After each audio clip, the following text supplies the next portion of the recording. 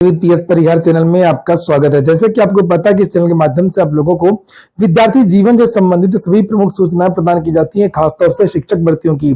उसी क्रम में आज के इस वीडियो हम लोग बात करेंगे शिक्षक भर्ती प्रक्रिया में बहुत बड़े बदलाव की अधिसूचना भी जारी हो गई है और यहाँ पर आप लोग देख सकते हैं शिक्षक भर्ती में बहुत बड़ा बदलाव हुआ है और ये बदलाव किया बिहार सरकार ने।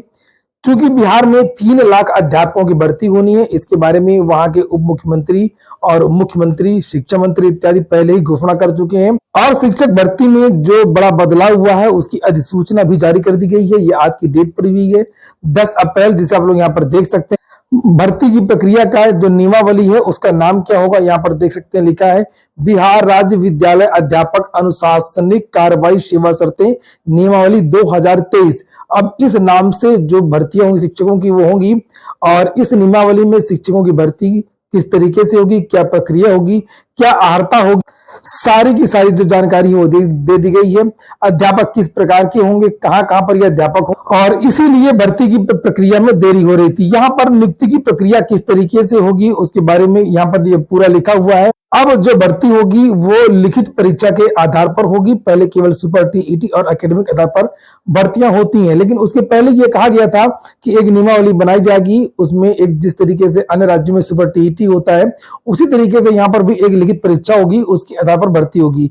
तो यहाँ पर लिखित परीक्षा के आधार पर भर्ती होगी, लेकिन एक चीज यहाँ पर है कि कोई भी अभ्यर्थी इस नियमावली के अंतर्गत अधिकतम 3 बार परीक्षा में भाग ले सकेगा।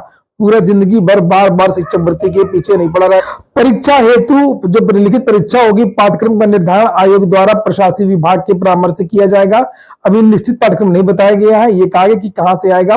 निर्धारित पाठ्यक्रम के आलोक में परीक्षा का आयोजन, प्रश्न पत्रों का निर्धारण, उत्तर पुस्तिकाओं का मूल्यांकन तथा परीक्षा फल का प्रकाशन आयोग द्वारा किया जाएगा। परीक्षा के पैटर्न का निर्धारण आयोग द्वारा किया जाएगा, जिसमें आवश्यकता अनुसार विभाग से परामर्श भी लिया जाएगा। उक्त परीक्षा के लिए अर्हतांक नियत करने का विवेकाधिकार आयोग को होगा। जो निश्चित कट ऑफ है, जैसे यूपी में 60, 65, 40, 45 रखा गया था, उस तरीके जो कट ऑफ है वो आयोग ही रखेगा। इसके बाद में यहाँ पर ये अधिसूचना जारी हो गई है और यहाँ पर जो विरोध हो रहा है वो जो पहले से संविदा शिक्षक जो पढ़ा रहे थे वो इसका विरोध कर रहे हैं। अब उनको भी बीपीएससी के माध्यम से परीक्षा देनी होगी और इसमें जो लिखित परीक्षा हो रही है उसका आयोजन बीपीएससी करवाएगा।